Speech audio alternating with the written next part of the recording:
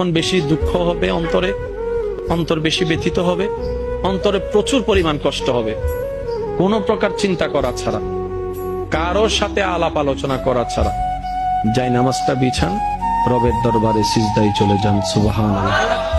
চোখটা বন্ধ করেন, চোখের পানি ছাড়তে থাকেন, মন হালকা হতে থাকবে, সিজদায় রবকে বলতে থাকেন, যা বলার বলতে থাকেন, যেভাবে বলার বলতে থাকেন।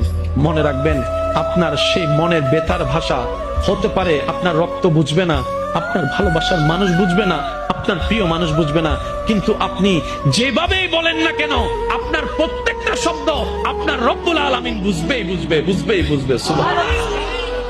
আপনি যখন ওনাকে দুঃখের কথা বলবেন, উনি আপনার দুঃখটাকে হালকা করে দিবে, সে দুঃখের খবর প্রকাশ করে আপনাকে কখনো বেইজ্জত করবে না।